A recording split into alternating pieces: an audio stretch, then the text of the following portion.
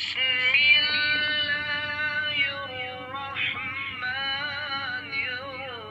الرحيم. اعوذ باللہ من الشیطان الرجیم بسم اللہ الرحمن الرحیم السلام علیکم ورحمۃ اللہ وبرکاتہ۔ یا علی مدد علیہ الصلوۃ والسلام۔ پیارے بچوں، سب سے پہلے آپ سب کو اور ان پیارے پیارے بچوں کو ماہ شعبان کے اندر جتنی ولادتیں ہیں ہمارے معصومین کی، ان تمام کی بہت بہت مبارک ہو۔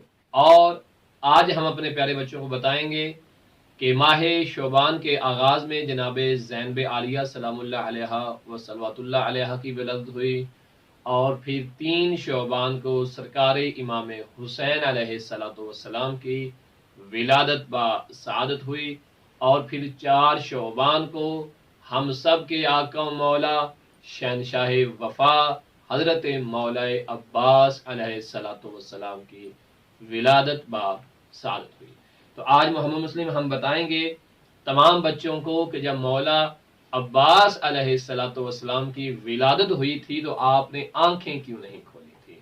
پتہ ہے جب مولا علی علیہ السلام کی ولادت ہوئی تھی کعبہ کے اندر، تو مولا علی علیہ السلام نے آنکھیں نہیں کھولی تھی جب تک رسول خدا تشریف نہیں لائے تھے۔ اور ایسے ہی جناب حضرت عباس علیہ السلام کی جب ولادت باسعادت ہوتی ہے تو جناب مولا عباس نے بھی آنکھیں نہیں کھولی تھی۔ اب مولا عباس کی والدہ گرامی بی بی ام البنین نے آپ کو آغوش میں لیا ہوا تھا، لیکن آپ نے آنکھیں نہیں کھولی۔ جیسے رسول خدا کے آنے کے بعد امام علی علیہ السلام نے آنکھیں کھولی تھی، ایسے ہی مولا عباس کو بھی انتظار تھا کس کا؟ مولا امام حسین علیہ السلام کا۔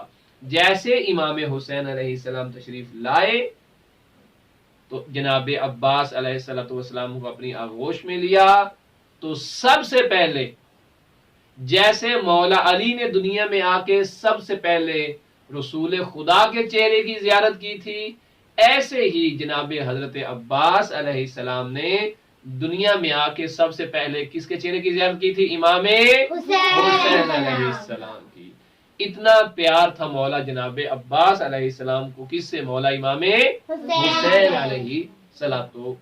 تو پیارے بچوں، اس سے اندازہ لگایا جا سکتا ہے کہ جناب عباس علیہ السلام کو کس قدر محبت تھی جناب امام حسین علیہ السلام سے۔ جتنی محبت مولا علی علیہ السلام کو رسول خدا سے تھی، ایسے ہی اتنی ہی محبت مولا جناب حضرت عباس علیہ السلام کو مولا امام حسین علیہ السلام سے تھی۔